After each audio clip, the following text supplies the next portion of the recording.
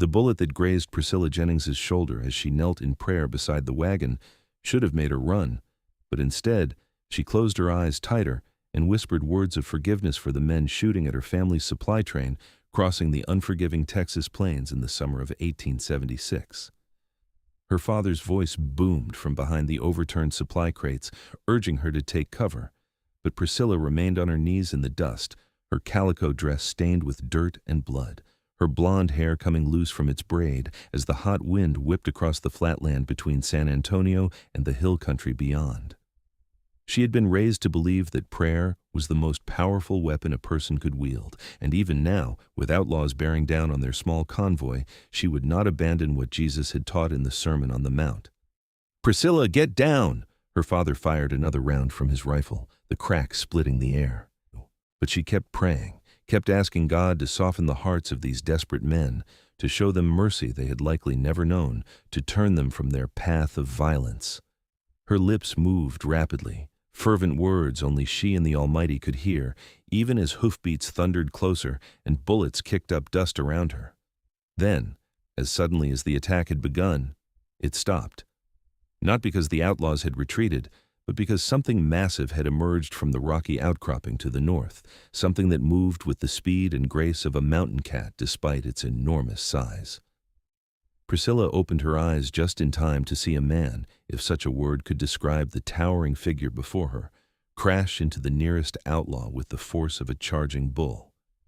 The impact sent the bandit flying from his saddle, unconscious before he hit the ground. The mountain man stood at least 6.5 feet tall, his shoulders so broad they blocked out the sun, his arms thick with muscle that rippled beneath sun-bronzed skin as he moved. Long, dark hair fell past his shoulders, wild and untamed, matching the fierce expression on his bearded face. He wore buckskin pants and a leather vest that did little to conceal the powerful build of his chest and torso, every inch of him speaking to years of surviving in the harshest conditions the frontier could offer. He moved through the remaining outlaws like a force of nature, his massive fists connecting with jaws and ribs, his presence alone enough to send 2 of the bandits wheeling their horses around in panicked retreat. Within moments, the attack was over. 3 outlaws sprawled unconscious in the dust, 2 fleeing for their lives, and the mountain man standing in the center of it all, breathing hard, his dark eyes scanning for any remaining threats. Those eyes found Priscilla, still kneeling in the dirt, her hands clasped in prayer, blood trickling from the graze on her shoulder. For a long moment, they simply stared at each other, and Priscilla felt something shift in her chest, something she had never experienced before despite her 21 years of life. "You hurt?" His voice was deep and rough, like gravel tumbling down a mountainside, yet not unkind. "Just a scratch," Priscilla said, rising to her feet on shaking legs. "Thank you, sir. You saved our lives." Her father emerged from behind the crates, lowering his rifle, his weathered face showing both relief and amazement. "I've never seen anything like that.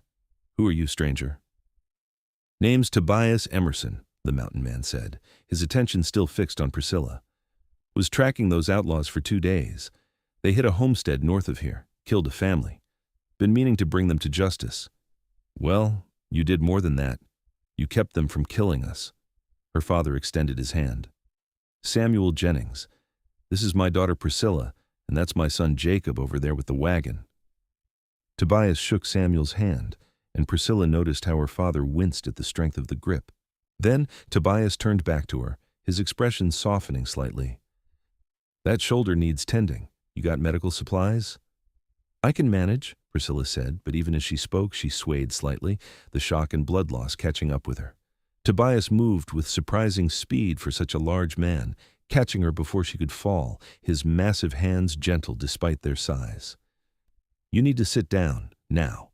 He guided her to the wagon, his touch careful, and Priscilla found herself acutely aware of the strength in those hands, the warmth of his presence, the musky scent of leather and pine that clung to him.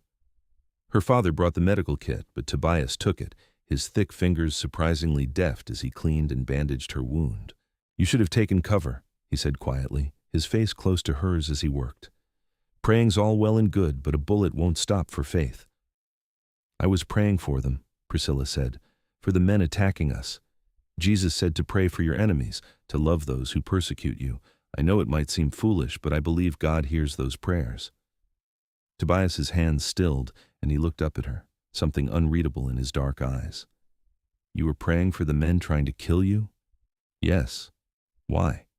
"Because they need it most. Because hate only breeds more hate, and someone has to break the cycle. Because that's what we're called to do." Tobias sat back, shaking his head slowly. "Never heard of such a thing. Most folks I know would curse their enemies, not pray for them." "Most folks aren't following Jesus' teachings," Priscilla said gently. "He commanded us to love our enemies and pray for those who persecute us. It's not easy, but it's what I believe is right." "She's always been like this," Samuel interjected, a mixture of pride and exasperation in his voice. "Ever since she was a little girl. Got it from her mother, God rest her soul. Woman would pray for the devil himself if she thought it might turn him from his ways." Tobias finished securing the bandage and stood, his massive frame towering over Priscilla once more. "Well, your praying might work on God, but it won't work on men like those outlaws. They understand one thing: force. That's what stopped them today." "Perhaps," Priscilla said, meeting his gaze steadily. "But I believe God sent you here in answer to my prayers. Maybe force was necessary today, but mercy and prayer plant seeds that grow in ways we cannot see." Something shifted in Tobias's expression, a softening around his eyes, a slight quirk of his lips that might have been the beginning of a smile. "You've got more courage than sense, woman. But I'll give you this: takes a special kind of strength to kneel in prayer when bullets are flying. Just not the kind that will keep you alive out here." "I'm alive, aren't I?" Priscilla countered, a small smile playing on her own lips. "Because I showed up. What if I hadn't? Then I would trust that God had other plans. But you did show up, Mr. Emerson. And I'm grateful." Samuel cleared his throat. "We're heading to San Antonio, about another day's travel. Would you ride with us, Mr. Emerson? We could use someone with your abilities, and it seems like Providence brought you to us at just the right moment." Tobias hesitated, his eyes moving from Samuel to Priscilla and back again. "I work alone. Been that way for years." "Just to San Antonio," Samuel pressed. "After that you can go wherever you please, but my daughter's injured and those outlaws might regroup. I'd rest easier knowing someone like you was watching our backs." Tobias's gaze settled on Priscilla again, and she felt that strange flutter in her chest once more. There was something in his eyes, something searching and uncertain, as if he was wrestling with a decision that went far deeper than simply escorting a wagon to town. "Please," Priscilla added softly. "It would mean a great deal to us. And perhaps we could talk more about prayer and faith along the way. You seem skeptical, but I'd like to share why it matters so much to me." "I don't need converting," Tobias said gruffly, but there was no real heat in his words. "I'm not trying to convert you, just to share. Sometimes the best conversations happen between people who see the world differently." Tobias was quiet for a long moment, then nodded once, a sharp, decisive movement. "All right, I'll ride with you to San Antonio, but I'm no nursemaid, and I don't sit around talking philosophy. I keep watch, I scout ahead, and I handle trouble if it comes. That's it." "That's more than enough," Samuel said, relief evident in his voice. "Thank you, Mr. Emerson." As they prepared to continue their journey, Priscilla watched Tobias gather the outlaws' weapons and tie them to his horse, a massive roan stallion that looked barely able to support his weight. He moved with purpose and efficiency, every action economical and precise, no wasted motion. This was a man who had lived hard and learned to survive in places that killed weaker men, and yet he had chosen to help them, to escort them to safety. She touched the bandage on her shoulder, remembering the gentleness of his hands, so at odds with the violence those same hands had unleashed on the outlaws. Tobias Emerson was a contradiction, a puzzle she found herself wanting to solve, and as they set the wagon rolling again under the brutal Texas sun, Priscilla realized her prayers had been answered in a most unexpected way. They made camp that evening in a shallow canyon where a thin stream provided water and the rock walls offered some protection from the wind. Jacob, her younger brother at 19 years old, tended to the horses while Samuel built a fire. Priscilla prepared their simple meal of beans, salt pork, and hardtack, her shoulder aching but manageable, all while Tobias stood at the canyon entrance, his rifle in hand, keeping watch. He had barely spoken during the afternoon's travel, riding ahead to scout, then falling back to check their rear, his vigilance constant. Now, as the sun sank below the horizon and painted the sky in shades of orange and purple, he finally joined them by the fire, accepting a plate of food with a nod of thanks. "You'll take first watch?" Samuel asked. "I'll take all the watches," Tobias said around a mouthful of beans. "You folks need rest more than I do." "That's not fair to you," Priscilla protested. "You've been riding all day, same as us. I've gone 3 days without sleep before. One night's nothing." He glanced at her, and in the firelight, his features seemed less harsh, almost handsome beneath the wild beard and long hair. "Besides, you're injured. You need sleep to heal. Still, you should rest some. Even mountain men need sleep." "Mountain man," Tobias repeated, something like amusement in his tone. "That what you think I am? Aren't you? You live in the mountains, hunt and trap, survive alone in the wilderness. That makes you a mountain man, doesn't it?" "Suppose it does.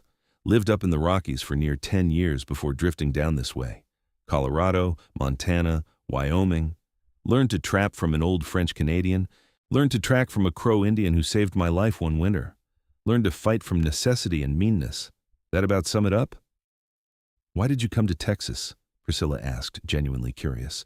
Tobias was quiet for a moment, chewing his food slowly.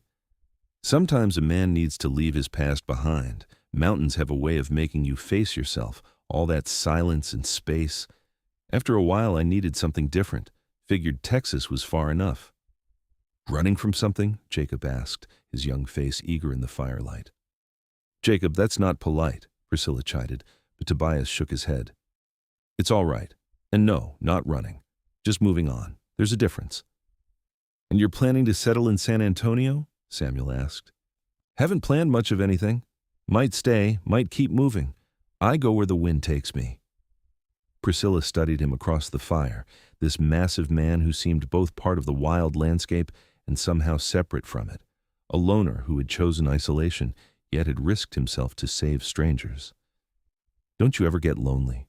Living alone, always moving, never putting down roots?" Tobias met her gaze, and something flickered in his eyes, something vulnerable that was quickly shuttered away. "Loneliness is better than being with the wrong people. At least when you're alone, you know where you stand."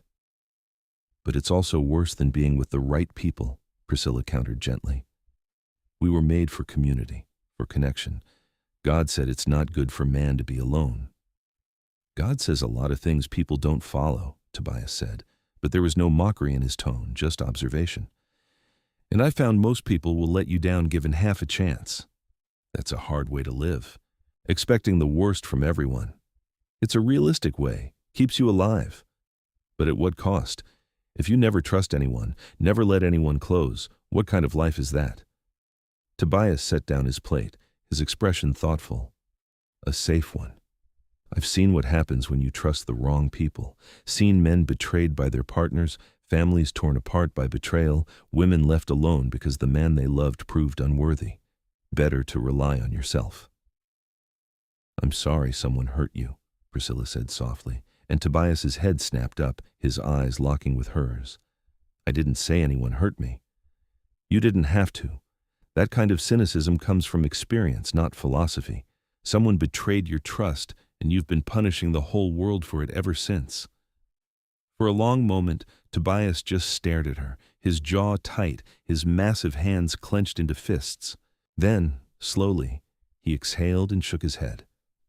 "You're too perceptive for your own good, Priscilla Jennings." "It's a gift and a curse," she said with a small smile. "But I meant what I said.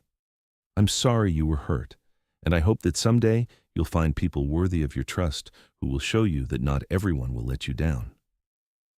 "Maybe I already have," Tobias said quietly, his eyes still on hers, and Priscilla felt her breath catch in her throat. The moment stretched between them, heavy with unspoken meaning, until Samuel cleared his throat and announced he was turning in for the night. Jacob followed soon after, and Priscilla knew she should do the same, but she found herself lingering by the fire, reluctant to leave Tobias alone with his watch. "You should get some sleep," he said, echoing her thoughts. "Tomorrow will be another long day." "I know. I just wanted to thank you again, properly, for what you did today. You saved my life, Mr. Emerson. I won't forget that." Tobias. If we're traveling together, you can call me Tobias. Then you should call me Priscilla, not Miss Jennings, just Priscilla. He nodded slowly. Priscilla. It suits you. Old-fashioned, proper, but with some steel underneath. I'll take that as a compliment. It was meant as one. He paused, then added, about what you said earlier, about praying for your enemies. I've been thinking about it. And I don't understand it, not really. But I'd like to. You said maybe we could talk about faith and prayer. I'm willing to listen, if you're willing to teach. Priscilla's heart swelled with something warm and bright. I'd be honored, though I'm far from an expert. I'm just someone trying to follow what Jesus taught, often failing, but always trying. That's more than most people can say. So yes, teach me. Help me understand why you'd pray for men who were trying to kill you, because right now, it makes no sense to me, but I have a feeling it should. It's late, Priscilla said, glancing at the stars above. But tomorrow, as we ride, I'll tell you everything. About prayer, about loving your enemies, about what it means to try to live like Jesus taught, if you're serious about learning. I wouldn't have asked if I wasn't serious, Tobias said, and the intensity in his voice sent a shiver down Priscilla's spine that had nothing to do with the cooling night air.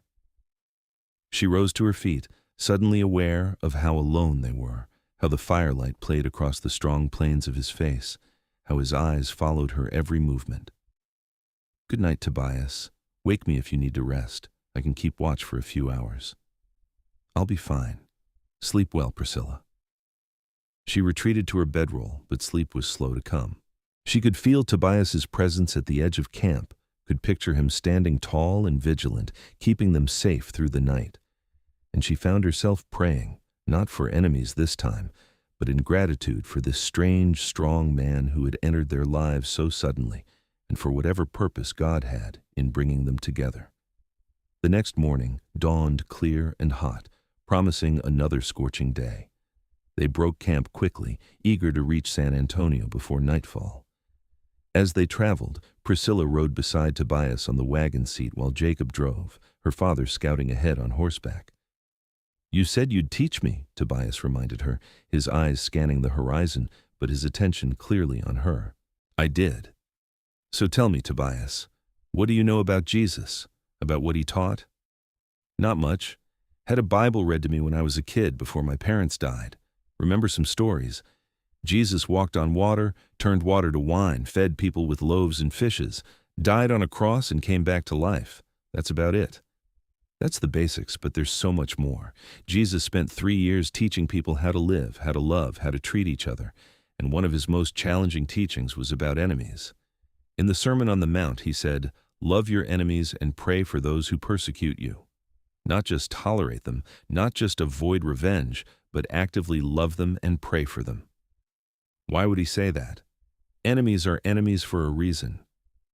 Because hate breeds hate. Violence breeds violence. If we only love those who love us, what good is that? Even sinners do that much. But to love your enemy, to pray for someone who wishes you harm, that breaks the cycle. It transforms you from a reactor into an actor, from someone controlled by others' actions into someone who chooses their own path. Tobias was quiet, processing this. But what about justice? What about stopping evil? Prayer isn't passive, Priscilla explained, warming to her topic. When I prayed for those outlaws yesterday, I was asking God to change their hearts, to stop them from hurting anyone else, to bring them to justice in his way. I was also giving my fear and anger to God instead of letting it consume me, and I was declaring that they had value as human beings, created in God's image, capable of redemption even if they didn't know it yet. You really believe people can change, even outlaws and killers? I believe God can change anyone who's willing. Look at Paul in the Bible. He hunted down Christians, watched them be killed, actively persecuted the early church. But God changed him, and he became one of the greatest apostles, wrote much of the New Testament. If Paul can change, anyone can. Tobias shook his head slowly. That's a lot of faith to put in people who have given you no reason to trust them. I'm not putting faith in them. I'm putting faith in God. There's a difference. I don't expect my enemies to suddenly become my friends just because I prayed for them. But I do believe that prayer changes things, changes me, changes the spiritual atmosphere around a situation. And sometimes God moves in response to those prayers in ways we never could have imagined. Like sending me? Tobias asked, glancing at her with an expression she couldn't quite read. Exactly like sending you. I prayed for those outlaws, for protection, for mercy, for justice. And God sent a mountain man who could handle the situation with strength while I handled it with prayer. Maybe we were both part of the answer. Never thought of myself as an answer to prayer before. Maybe it's time you did. Maybe God has been using you all along and you just didn't recognize it. They rode in silence for a while, the wagon creaking beneath them, the sun climbing higher in the sky. Finally, Tobias spoke again, his voice low and thoughtful. You said you were trying to learn it, to learn to pray for your enemies like Jesus said. Sounded like you've been practicing this for a while. Most of my life, really. My mother taught me. She was the most faithful woman I've ever known. Even when she got sick, even when the pain was terrible and the doctors could do nothing, she prayed for them, thanked God for them, refused to let bitterness take root. She said that was how Jesus lived, how he died praying for the Roman soldiers who crucified him, saying, Father, forgive them, for they know not what they do. If Jesus could forgive the men killing him, she figured she could forgive anyone. She sounds like an exceptional woman. She was. She died 3 years ago, and I miss her every day. But she left me this gift, this example of how to live. And I'm trying to follow it, even when it's hard, even when it seems foolish to others. It doesn't seem foolish, Tobias said quietly. Difficult maybe, impossible for most people probably, but not foolish. Takes more courage to pray for an enemy than to shoot him. I don't know about that. What you did yesterday took enormous courage. That was just instinct and training. What you did was a choice, a conscious decision to do something that went against every natural impulse. That's different. Priscilla turned to look at him fully, struck by the insight in his words. You're more thoughtful than you let on, Tobias Emerson. Years alone in the mountains give a man time to think, maybe too much time. Or maybe just enough. You said you'd try to learn it, to learn to pray for your enemies. Did you mean that? Tobias nodded slowly. I did. I don't know if I can, don't know if I have that kind of faith or forgiveness in me, but I'd like to try. Something about the way you explained it, the way you live it, makes me want to be better than I am. The words hung in the air between them, weighted with meaning, and Priscilla felt her heart skip a beat. She had known this man for less than a day, yet something about him called to her, challenged her, made her want to know everything about him. And now, hearing him express a desire to learn something that meant so much to her, she felt a connection forming that went beyond simple gratitude or companionship. Then I'll help you, she said softly. We can learn together, because I'm still learning too. Every day brings new challenges, new opportunities to choose prayer over anger, forgiveness over revenge. We can practice together. You'd take on a student like me? Rough around the edges, cynical, probably a lost cause? You're not a lost cause. No one is. And yes, I'd be honored to walk this journey with you for as long as our paths run together. To San Antonio, Tobias said, but there was a question in his voice, a hope he was trying to hide. To San Antonio, Priscilla agreed, and perhaps beyond, if that's where God leads. They reached the outskirts of San Antonio as the sun began its descent toward the horizon, casting long shadows across the dusty streets of the bustling town. San Antonio in 1876 was a place of contrasts, old Spanish missions and new American businesses, Mexican culture, blending with frontier independence, cattle drives, and merchant trade, creating a constant flow of people and goods. The town sprawled along the San Antonio River, growing rapidly as Texas recovered from the Civil War and looked toward a prosperous future. Samuel directed them to a boarding house run by a widow named Mrs. Henderson, where he had arranged for lodging during their stay. Tobias helped unload their supplies, his strength making short work of heavy crates that would have taken 2 normal men to lift. Priscilla watched him work, admiring the play of muscles beneath his shirt, the efficiency of his movements, the way he seemed to take up space without apology, a man comfortable in his own skin. "Will you stay in San Antonio?" she asked as he set down the last crate. "Haven't decided yet. Got a room at a place down the street. Figure I'll stay a few days, see what the town has to offer." "You could stay longer," Priscilla ventured. "San Antonio is growing. There must be opportunities for someone with your skills." "My skills are trapping, hunting, tracking, and fighting. Not much call for that in town." "There's always need for good men, regardless of their specific skills. You could learn a trade, start a business, build a life here." Tobias looked down at her, his dark eyes searching her face. "Why do you want me to stay, Priscilla?" The directness of the question caught her off guard, and she felt heat rise to her cheeks. "Because I think San Antonio would be better with you in it. Because I'd like to continue our conversations about faith and prayer. Because," she trailed off, unsure how to voice the feelings growing in her heart. "Because?" he prompted gently. "Because I feel like we've only just begun to know each other, and I'd like to know more. Is that too forward of me to say?" A slow smile spread across Tobias's face, transforming his features, making him look younger and less guarded. "It's not too forward. It's honest, and I appreciate that. Truth is, I've been thinking the same thing. When I agreed to escort you folks here, I thought it would be a simple job done in 2 days, then I'd move on. But now I'm not so sure I want to move on. You've given me something to think about, something to want to learn, and I'd like to see where that leads if you're willing." Priscilla's heart soared, and she couldn't keep the smile from her face. "I'm willing. Very willing. Then I'll stay in San Antonio, at least for a while. See if a mountain man can adapt to town life, though I make no promises. I'm rough company, and these streets might be too tame for me. Somehow I doubt San Antonio will be too tame for anyone, and as for rough company, I think I can handle it." "You're braver than you look, Priscilla Jennings. And you're gentler than you look, Tobias Emerson." They stood there in the dusty street, grinning at each other like fools, until Samuel called for Priscilla to come help with the unpacking. She went reluctantly, glancing back to find Tobias still watching her, his expression soft in the golden evening light. Over the following weeks, Tobias became a fixture in Priscilla's life. He took a job working for a freight company, his strength and ability to handle difficult situations making him valuable for protecting valuable shipments. It wasn't the wilderness, but it gave him purpose and income while he figured out his next steps. He came to dinner at the boarding house 3 times a week, at Samuel's invitation, and afterward, he and Priscilla would walk along the river or sit in the small garden behind the house, talking for hours. She taught him about prayer, about reading the Bible, about what it meant to live by faith. He taught her about the wilderness, about tracking and survival, about the places he had seen and the life he had lived. And slowly, carefully, they taught each other about love.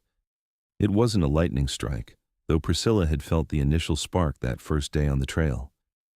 Instead, it was a slow-building warmth, a growing certainty that this man, so different from anyone she had ever known, was exactly who she was meant to find.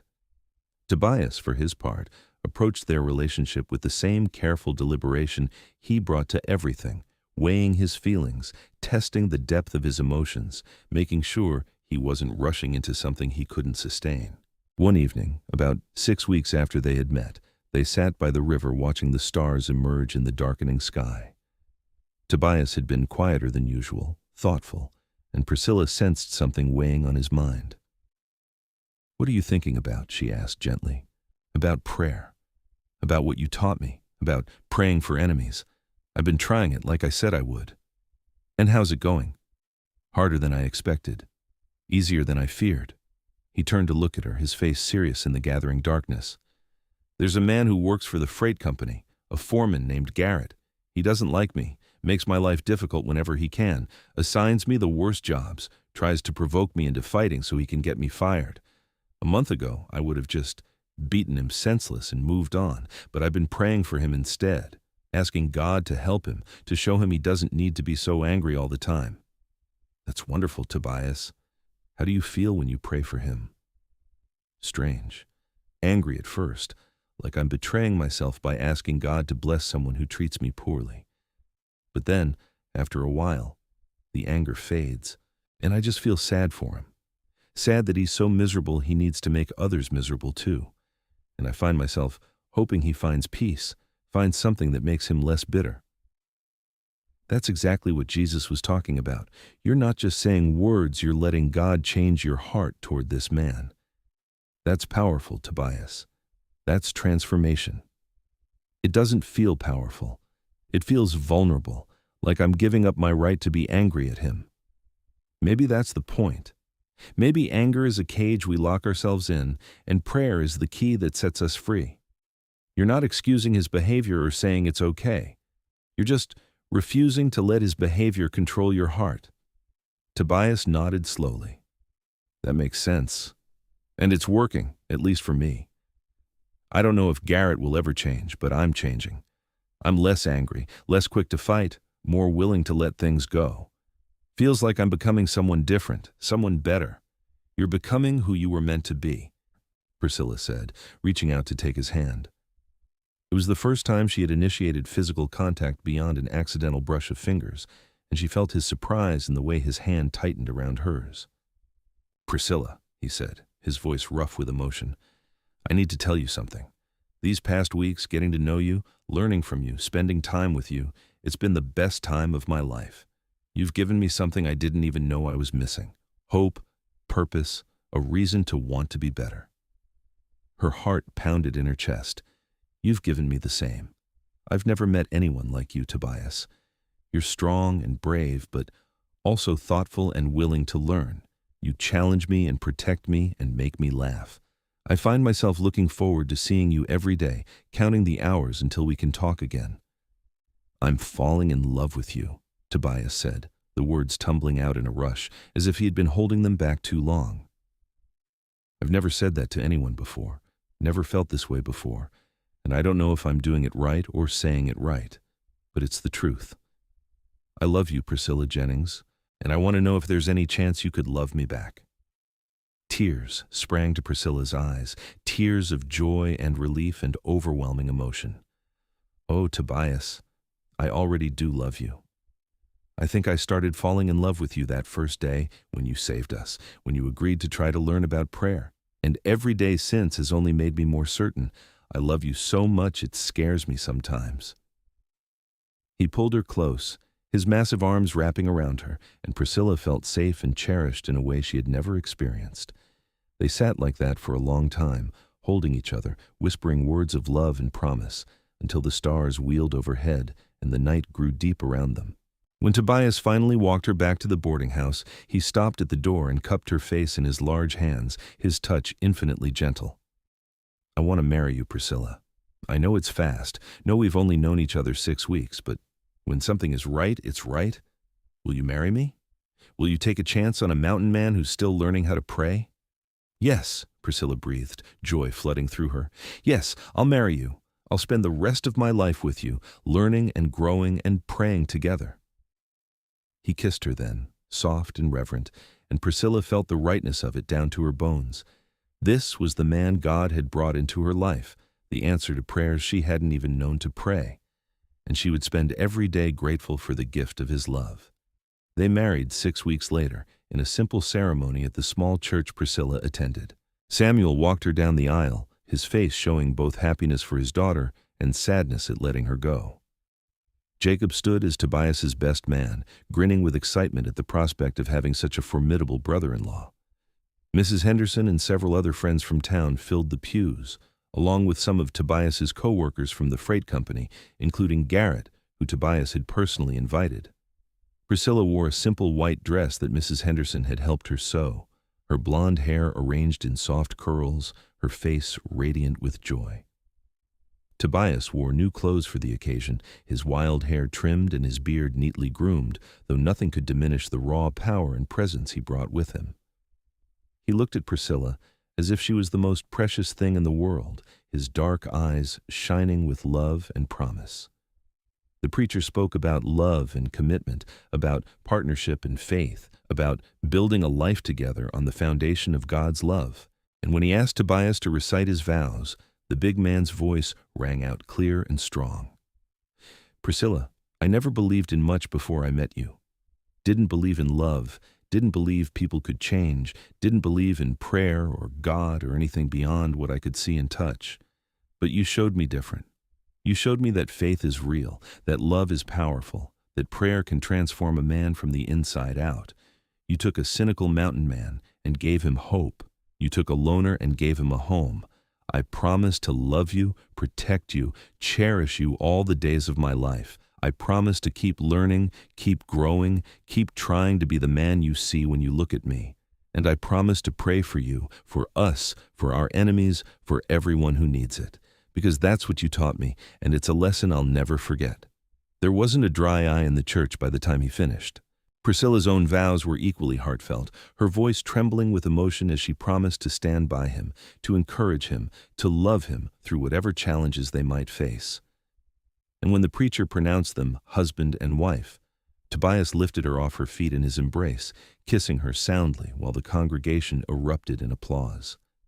They held a small reception in the church hall with food and music and dancing. Priscilla watched in amazement as Tobias, her mountain man husband, attempted to dance with her, his movements awkward but earnest, his face showing fierce concentration as he tried not to step on her feet. She laughed with pure delight, and he grinned back at her. And in that moment, she knew with absolute certainty that she had made the right choice. As the evening wound down, Garrett approached them, his expression uncomfortable but determined. "Mr. Emerson, Mrs. Emerson, I wanted to congratulate you on your marriage." "Thank you, Garrett," Tobias said evenly. "And I wanted to apologize for how I've treated you these past months. It wasn't right, wasn't fair. You never deserved it." He paused, then added, "One of the other men told me you've been praying for me. Said your wife taught you to pray for your enemies, and you've been praying for me every day. I don't understand it, don't know why you'd do that, but it made me ashamed of myself. So I'm sorry, and I hope we can start fresh." Tobias extended his hand, and Garrett shook it, relief evident on his face. "Fresh start sounds good to me. And for what it's worth, you're not my enemy, Garrett. Never were. Just a man struggling with his own troubles, same as everyone else." After Garrett left, Priscilla squeezed Tobias's arm, pride and love swelling in her chest. "Look at that. Your prayers are already being answered." "Our prayers," Tobias corrected. "You prayed for him too, I'm sure. Every day. But you were the one he saw, the one whose actions spoke louder than words. You're living what you learned, Tobias, and it's beautiful to see." They left the reception as the sun set, heading to the small house Tobias had purchased on the edge of town, close enough to be part of the community, but far enough to give them privacy and space. It was simple but sturdy, with 2 rooms and a good stove, a well in the yard, and a barn for the horse and eventual livestock. Tobias had spent every spare moment making it ready, building furniture, repairing the roof, making it a home worthy of bringing his bride to. He carried her over the threshold, his strength making it effortless despite her protests, and set her down gently in the main room. Firelight from the hearth cast dancing shadows on the walls, and Priscilla looked around at the fruits of his labor, the care he had taken with every detail. "It's perfect," she whispered. "It's yours. Ours. A place to build our life together." Their wedding night was tender and passionate, a discovery of each other that left them both breathless and amazed. Tobias's strength was tempered with gentleness, his touches reverent, as if he still couldn't quite believe she was his. Priscilla gave herself freely, joyfully, trusting him completely, and they came together as God intended, 2 becoming one in body and spirit. Afterward, lying in his arms, feeling the steady beat of his heart beneath her cheek, Priscilla prayed a prayer of thanksgiving, of gratitude for the gift of this man, for the love they shared, for the life they would build together.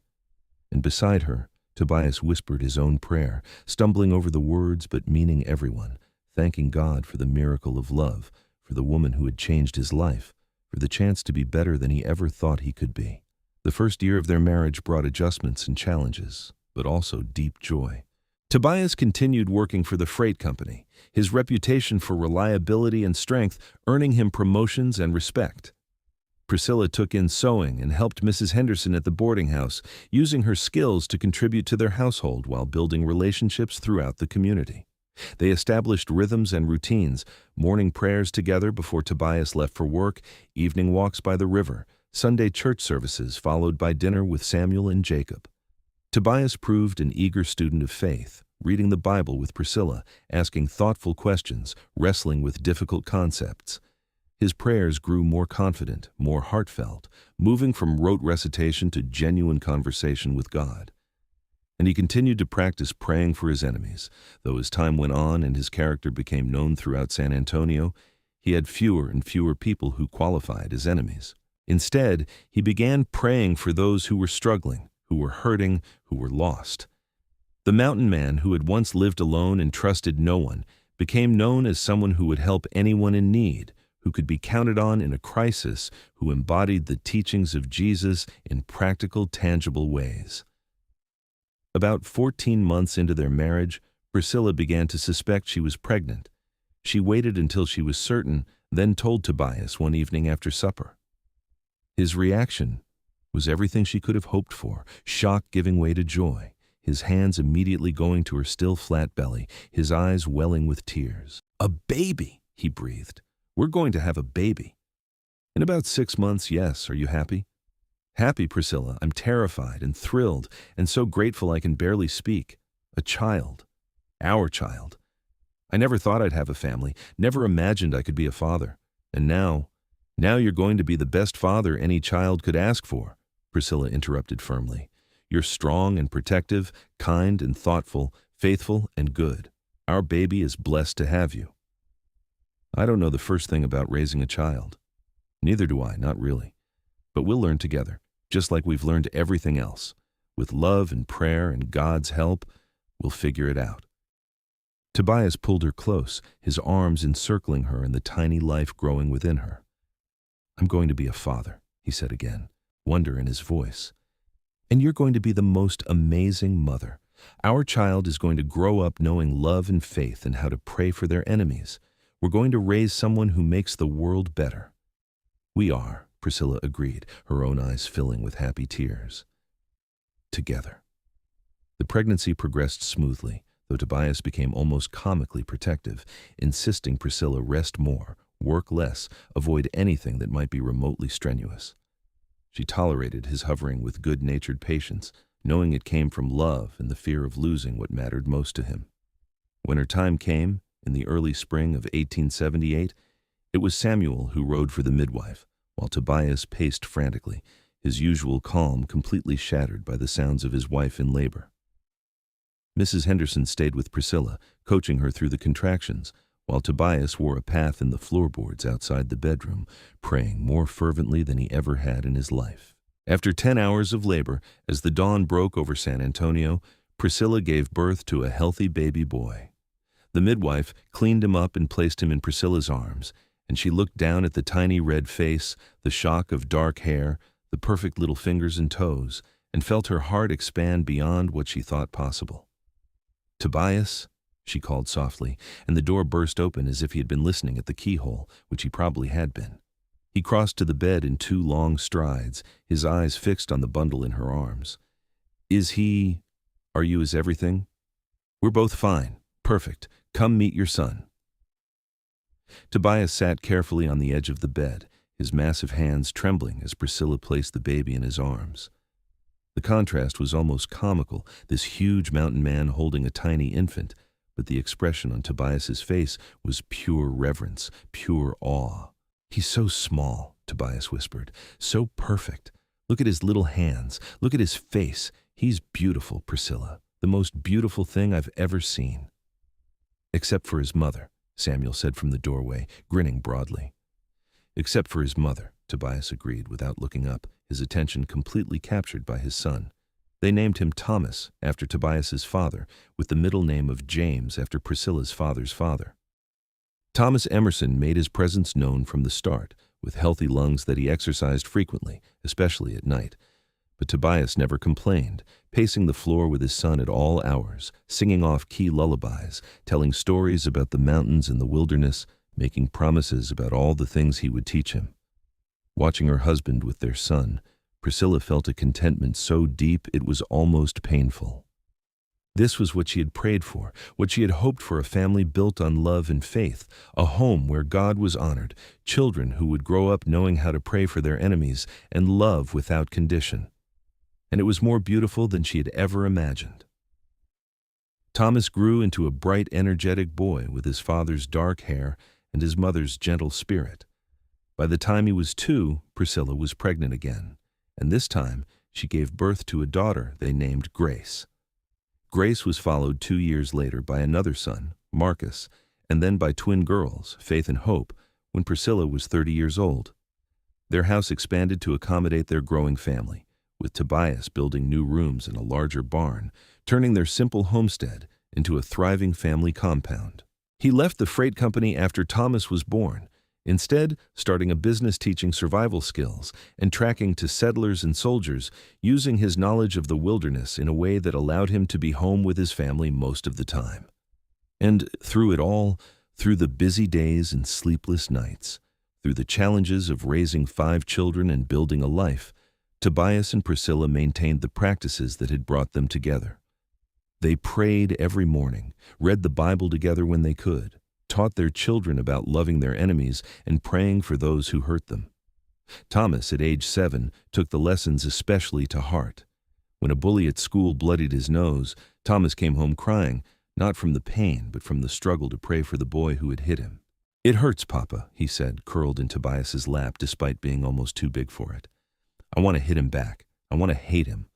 But Mama says we have to pray for people who hurt us, and I'm trying, but I don't know how." Tobias shared a glance with Priscilla over their son's head, and she saw the understanding in his eyes, the memory of his own struggles with this very issue.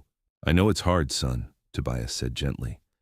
"I didn't learn about praying for enemies until I was much older than you, and it was the hardest thing I ever tried to do. Still is sometimes. But here's what I learned from your mama. You start by being honest with God.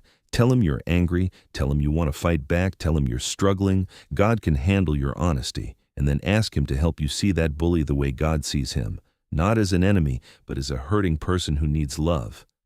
"But why does he hurt me if he needs love?" "Because hurt people hurt people.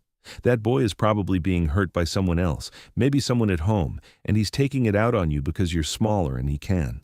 It's not right, it's not fair, but it's what happens when pain gets passed around instead of healed. So I should feel sorry for him? Maybe. Or maybe you just pray that God helps him find healing for whatever is making him so angry. And you protect yourself. If he tries to hit you again, you defend yourself. Praying for enemies doesn't mean letting them keep hurting you, but it does mean not letting hate grow in your heart, not becoming like them."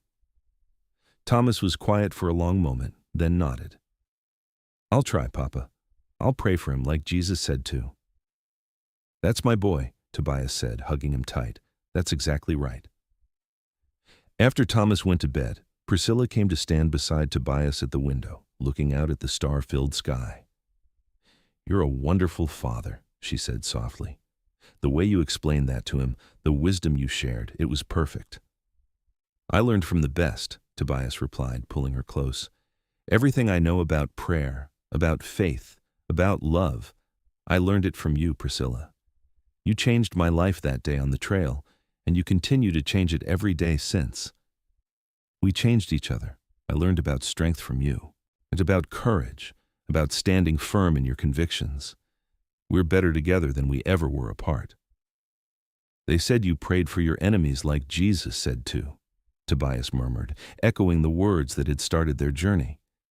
"And I said I'd try to learn it. Best decision I ever made, aside from marrying you. Best decision I ever made was saying yes to both yes to teaching you, yes to marrying you, yes to building this life together."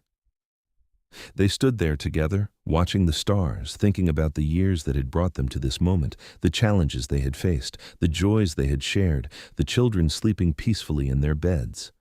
And they thanked God, silently and aloud, for the gift of each other, for the gift of their family, for the gift of faith that sustained them through everything.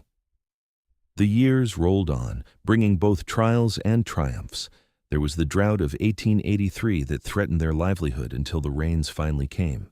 There was the illness that nearly took Grace when she was 5, and the prayers that filled their home as they begged God to spare her. There was the conflict with a neighbor over property lines that tested Tobias's commitment to peaceful resolution, and the joy when they found a compromise that satisfied both parties. Through it all, Tobias and Priscilla held fast to their faith and to each other. Their children grew strong and faithful, taught by example how to live with integrity, how to love without reservation, how to pray for everyone, including those who wished them harm. Thomas grew into a young man of remarkable compassion, choosing to become a teacher. Grace showed her mother's gentle spirit and her father's strength, working as a nurse. Marcus inherited his father's size and his mother's wisdom, becoming a lawman who was known for talking down conflicts rather than shooting his way through them. The twins, Faith and Hope, were inseparable, two halves of a whole, and they brought light and laughter to everyone they met. They were 16 when Priscilla, at 46 years old, discovered she was pregnant again, much to everyone's surprise, including her own. "At my age," she marveled to Tobias, "I thought we were done having children." "Apparently God had other plans," Tobias said, his hand resting on her belly, his eyes shining with the same wonder he had shown when she told him about Thomas. Another blessing, another life to love and raise and teach. This final pregnancy was harder than the others, her body older and less resilient, but Priscilla carried the child with joy and gratitude. When she went into labor on a warm summer evening in 1889, the whole family gathered, Thomas and Grace having brought their own spouses, Marcus and the twins refusing to leave until they knew mother and baby were safe. Tobias stayed by her side through every contraction, holding her hand, whispering encouragement, praying when the pain became intense. When their last child entered the world, another healthy boy, Tobias wept openly, thanking God for the miracle of life, for his wife's survival, for this unexpected gift. They named him Samuel after Priscilla's father, who had passed away 2 years earlier. Little Samuel was doted on by his entire family, passed from one set of loving arms to another, growing up surrounded by more love than any child could possibly need. On Priscilla's 50th birthday, Tobias arranged a surprise celebration, gathering their entire extended family in the garden behind their expanded home. All 5 children were there, along with Thomas's wife and their 2 children, Grace's husband and their newborn daughter, and Marcus's fiancée. The twins had decorated everything with flowers, and young Samuel, now 4 years old, presented his mother with a picture he had drawn of their family. As Priscilla looked around at the faces she loved, at the life she and Tobias had built together, she felt overwhelmed with gratitude. 30 years had passed since that day on the trail when a mountain man had saved her life, and she had taught him to pray. 30 years of love and growth, of challenges overcome and blessings received, of faith deepened and hope sustained. "What are you thinking?" Tobias asked, coming to stand beside her, his arm slipping around her waist with the ease of long practice. "I'm thinking about how blessed we are, how grateful I am that God brought you into my life that day, how everything that has come after all of this started with a bullet and a prayer." "And a mountain man who didn't understand why anyone would pray for their enemies," Tobias added with a smile. "You changed my life, Priscilla, saved my soul, gave me a reason to be better than I was." We saved each other. I was heading toward a life of duty and obligation, doing what was expected but never really living. You showed me what it meant to be fully alive, to embrace adventure, to trust in something bigger than plans and expectations. Pretty good team, aren't we? The best team. And look at what we've built, not just this house, not just these children, but a legacy of faith and love. Our children will teach their children to pray for their enemies, to love without condition, to trust in God's goodness. We're sending ripples out into the world that will continue long after we're gone. Tobias pulled her closer, his strength still formidable even as they both showed the signs of age. "I love you, Priscilla Emerson. More today than yesterday, more tomorrow than today. You're the greatest gift God ever gave me." "I love you too, Tobias. My mountain man, my prayer warrior, my partner in everything. Thank you for trying to learn it all those years ago. Thank you for being willing to change, to grow, to become the man God called you to be. Thank you for teaching me, for being patient with a rough, cynical trapper who didn't know the first thing about faith or prayer, for seeing past what I was to what I could become." They kissed, oblivious to the cheers and laughter of their family, lost in each other and the love that had sustained them through 3 decades. And then they rejoined the celebration, cutting the cake, telling stories, watching their grandchildren play, marveling at the beautiful complexity of the life they had created together. As the sun set over San Antonio, painting the sky in shades of gold and crimson, Priscilla and Tobias sat together on the porch swing they had installed years ago, watching their family enjoy the evening. Young Samuel climbed into Tobias's lap, and the big man wrapped his arms around his youngest son, holding him with the same gentle strength he had shown to all their children. "Tell me the story again, Papa," Samuel begged, "about how you met Mama." Tobias glanced at Priscilla, and she nodded, having heard this story told countless times over the years, never tiring of it. "Well," Tobias began, his deep voice carrying clearly in the quiet evening. "It was the summer of 1876, and I was tracking some outlaws across the Texas plains. I came across a wagon train being attacked, and there in the middle of all the shooting, kneeling in the dust, was your mama. She was praying, Samuel, praying for the very men who were trying to hurt her." "Wasn't she scared?" Samuel asked, eyes wide. "I'm sure she was, but she was brave too, braver than anyone I'd ever met. And when I asked her why she was praying for her enemies, she told me it was what Jesus taught. She said she'd try to learn it, to always pray for those who hurt her, and I thought she was crazy." "But you weren't crazy, were you, Mama?" Samuel looked at Priscilla. "Some people thought I was," Priscilla said with a smile. "But I knew it was what God wanted me to do. And your papa, well, he was curious. He wanted to understand why I would do something that seemed so strange. So I told her I'd try to learn it," Tobias continued. "And she taught me about prayer, about faith, about loving people even when they don't deserve it. And in the process, I fell in love with her. Couldn't help it. She was the strongest, kindest, most faithful person I'd ever met, and I wanted to spend the rest of my life with her." "And then you got married and had us," Samuel announced happily. That's right. And every day since has been an adventure. Your mama taught me that praying for your enemies isn't weakness. It's the greatest strength there is. It takes courage to forgive, to love, to pray for people who hurt you. But it's what Jesus did, and it's what he calls us to do." "I pray for Billy at school," Samuel said seriously. "He's mean to me sometimes, but I pray for him like you taught me." Tobias hugged him tighter. "That's good, son. That's exactly right.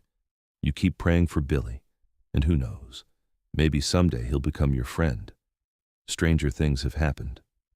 As the evening deepened and the stars began to appear, family members gradually departed for their own homes, leaving Priscilla and Tobias alone on the porch. Samuel had fallen asleep in Tobias's arms, and they carried him to bed together, tucking him in with whispered prayers and gentle kisses. Then they returned to the porch, to their swing, to the comfortable silence of a couple who had lived and loved together for so long that words were often unnecessary. But tonight, Priscilla felt compelled to speak, to voice the gratitude that filled her heart. "Tobias, when I was young, I used to wonder what my life would be like. I imagined teaching maybe, or being a missionary. I never imagined this, a mountain man husband, 6 children, grandchildren, a life so full of love and purpose I can barely contain it all. But this is better than anything I could have dreamed. You're better than anything I could have dreamed." "The feeling is mutual," Tobias replied, his arm around her shoulders, his hand clasping hers. "I was so lost before I met you. Angry at the world, angry at God, angry at myself, living alone because I thought I didn't deserve anything better. And then you showed me different, showed me that God's love is real, that redemption is possible, that even a hard, bitter man can learn to pray. You were never as hard or bitter as you thought. You just hadn't found your purpose yet. My purpose was always you, was always this family, this life, this legacy of faith we're building together." They sat in comfortable silence for a while longer. Then Priscilla asked, "Do you ever miss it? The mountains, the wilderness, the solitary life?" Tobias considered the question carefully. "Sometimes I miss the quiet, the simplicity of it, but I wouldn't trade this for anything. The mountains were beautiful, but they were lonely. This, what we have here, is so much richer. I'd choose this noise and chaos and love over peaceful solitude any day. I'm glad, because I can't imagine my life without you. Can't imagine who I would be if you hadn't shown up that day, if you hadn't been willing to learn, to grow, to become the man you are now. We grew together. That's the beauty of it. We made each other better. As they prepared for bed that night, going through the familiar routines of 30 years of marriage, Priscilla paused to study her reflection in the mirror. She was 50 now, her blonde hair streaked with gray, her face showing the lines of age and experience.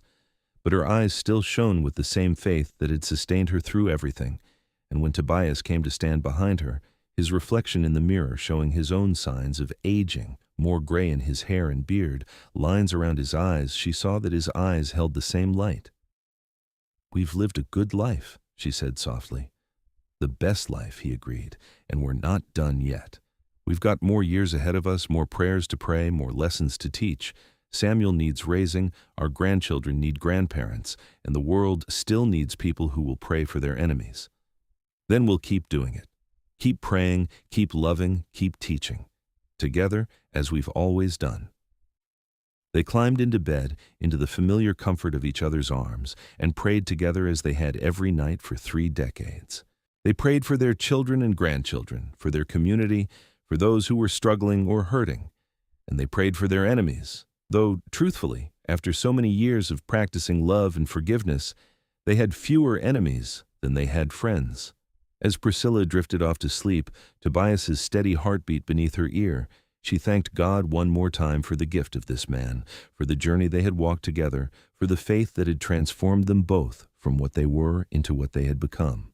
And Tobias, holding his wife close, whispered his own prayer of thanksgiving, remembering the day he had told a brave young woman that he would try to learn to pray for his enemies like Jesus said to.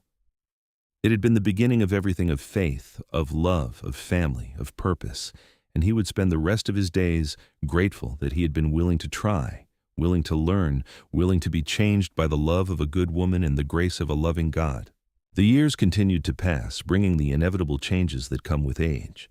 But Tobias and Priscilla faced them together, their faith and love deepening with each passing season.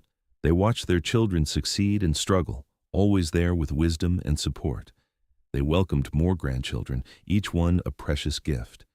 And they continued to pray, both alone and together, for friends and enemies, for the known and unknown, for the world that still needed the message of love and forgiveness that had transformed their own lives. When Samuel turned 18 and prepared to leave home for the first time, heading to college in Austin, Tobias and Priscilla gathered their entire family for a celebration and blessing. As they all stood together in the home that had sheltered so much love and life, Tobias raised his hands for silence. "I want to tell you all something," he said, his voice still strong despite his 64 years. "When I met your mother, your grandmother, I was a man without faith, without hope, without love. I lived alone in the mountains, trusting no one, believing in nothing beyond my own strength. And then God brought me to a wagon trail where a young woman was kneeling in prayer while bullets flew around her. She was praying for her enemies like Jesus said to, and it made no sense to me. But I was curious, so I told her I'd try to learn it." He paused, his eyes moving around the room, taking in each beloved face.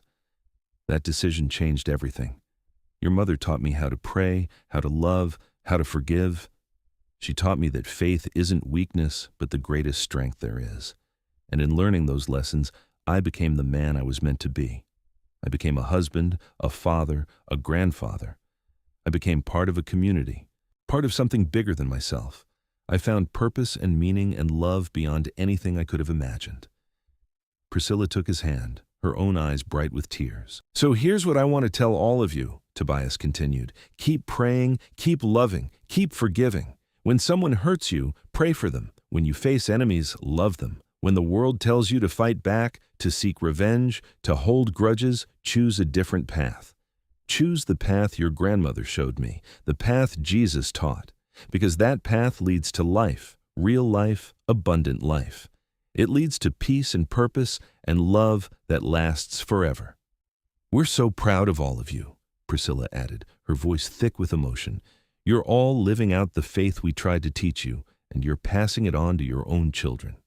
That's all we ever wanted, to raise a family that would make a difference in the world, that would spread love instead of hate, forgiveness instead of bitterness, prayer instead of violence." The family gathered around them, 3 generations united by love and faith, and they prayed together, their voices blending in thanksgiving and petition, in praise and hope. And in that moment, surrounded by the fruits of their life together, Tobias and Priscilla knew that their legacy was secure, that the lessons they had learned and taught would continue long after they were gone. They lived to see Samuel graduate from college, to see him marry a wonderful young woman and begin his own family. They celebrated their 50th wedding anniversary surrounded by children, grandchildren, and even a few great-grandchildren, a gathering so large they had to rent the church hall to accommodate everyone. And through it all, they never stopped praying together, never stopped teaching about love and forgiveness, never stopped living out the faith that had brought them together and sustained them through everything. Tobias Emerson lived to be 78 years old, his body finally wearing out after a lifetime of hard use and good service. He died peacefully in his sleep, his hand clasped in Priscilla's, his last words a prayer of thanksgiving for the life they had shared. Priscilla, heartbroken but sustained by faith, lived another 5 years, spending her final days surrounded by family, still teaching, still praying, still spreading the message of love and forgiveness that had defined her entire life. At her funeral, Thomas stood to speak about his mother, and his words captured the essence of who she had been. "My mother taught us to pray for our enemies like Jesus said to. She lived it every day, in every situation, no matter how difficult. And she taught our father, a mountain man who knew nothing of faith or prayer, to do the same. Together, they showed us that love is stronger than hate, that forgiveness is more powerful than revenge, that prayer can change hearts and lives. They built a family, a community, a legacy that will continue for generations. And they did it all by following Jesus' simple but profound command, love your enemies and pray for those who persecute you." He paused, looking around at the packed church.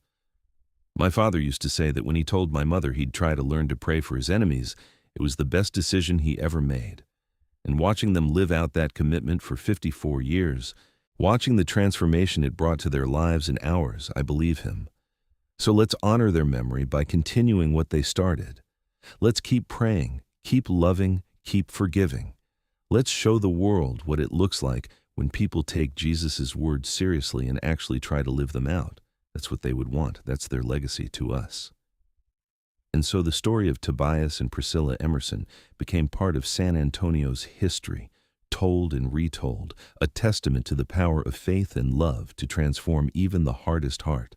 Their descendants carried on the tradition they had started, teaching their own children to pray for their enemies, to love without condition, to trust in God's goodness no matter what circumstances they faced. The small house on the edge of San Antonio, expanded over the years to accommodate their growing family, became a place of pilgrimage for those seeking to understand what it meant to live out Jesus' teachings in practical, everyday ways. And the story of a mountain man who learned to pray from a brave young woman who knelt in prayer while bullets flew around her became a legend, inspiring countless others to choose love over hate, forgiveness over bitterness, prayer over violence. Because that's what happened when one woman decided to pray for her enemies like Jesus said to, and one mountain man said he'd try to learn it. That decision, made on a dusty trail in Texas in 1876, rippled out across decades and generations, touching lives and changing hearts in ways that neither of them could have imagined. They had built something that would last forever, not just a family, but a living example of what faith looks like when it's truly lived out, when it transforms not just beliefs but actions, when it changes not just individuals but entire communities. And somewhere, in whatever realm exists beyond this life, Tobias and Priscilla Emerson rest together, their hands clasped, their love eternal, their legacy secure. They had prayed for their enemies as Jesus said to. They had learned it together, lived it together, taught it together, and in doing so, they had created something beautiful, something powerful, something that would never die. Their story ended, as all stories must, but the truth they embodied continues that love is stronger than hate, that prayer can change the world, and that when we choose to forgive our enemies and pray for those who hurt us, we become part of something bigger than ourselves, something divine, something eternal. They had shown the world what it looked like to truly follow Jesus, not just in word but in deed, and their example would shine like a light for generations to come, illuminating the path for all who would choose to follow in their footsteps and learn, as Tobias had learned, to pray for their enemies like Jesus said to.